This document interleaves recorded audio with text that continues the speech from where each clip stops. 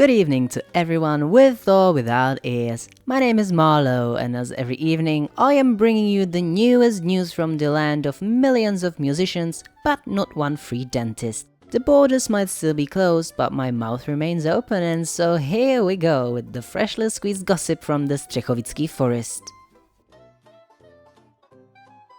I got a letter from Vaya. I was a little spooked at first, as at the moment I picked it up, the whole room was filled with a terrible burning smell. It was written on a very fancy old-looking paper and written in bright red ink. Vaya's handwriting is truly beyond anything I've ever seen before as well. The letter itself was a heartfelt apology. Vaya felt very sorry for leaving without saying goodbye, but he was suddenly called in to help his friends and colleagues fight a large forest fire in the west, near his hometown. I felt a sudden relief knowing where he was, but at the same time a wave of terror washed over me, since having a dear person near such a dangerous catastrophe, that wouldn't leave anyone calm. Unfortunately, he did not write when he would be coming home. There was no return address either, so I just pinned the letter above my desk. I couldn't write a reply, but still, at least I had something to remind me of him. Though the strange smell was a little excessive, and it took almost 4 days to get it out of my house and my clothes and my hair. The invisible crow has left my windows finally. He has, according to other residents, nested with the rest of the crows on the old oak, and they are now having some friendly conversations together. The doll still has not moved.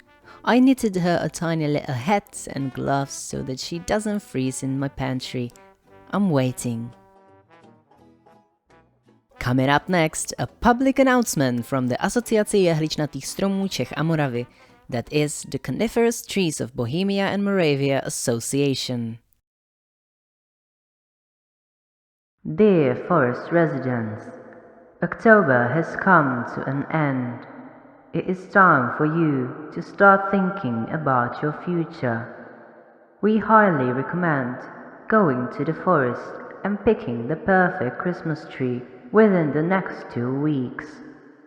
As every year, it is important to befriend your tree before you bring them home. Sit with your tree and let them absorb your essence. Introduce yourself. Ask the tree their name. Be polite and empty a container with water at their roots to show you are there to befriend them. Describe your home to the tree. Ask whether the decor matches their idea of a perfect winter home. Come to your tree daily to assert your dominance. Remember, young trees can be fairly mistrustful at first.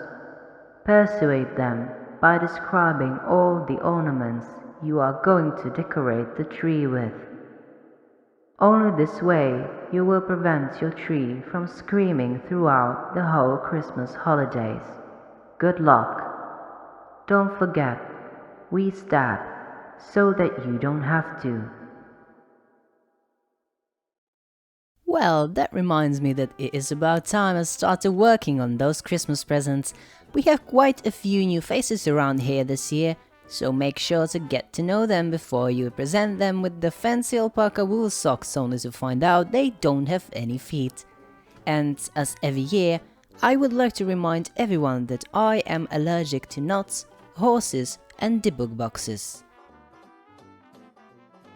On a related topic, this year it is on Heikal to arrange the annual winter marketplace. If you wish to present your crafts and arts, food or services at the winter marketplace, send your application to Heikal along with a brief description of what your stand will contain and what the prices will be. Heikal is taking applications up until November 12th. Any applications handed in after this day will be rejected. And a special warning for all the witches and wizards: hexing people is not considered a service. And now, the morning meditation. Today's mantra is, I will fall into a winter sleep and avoid all my problems like the coward I am.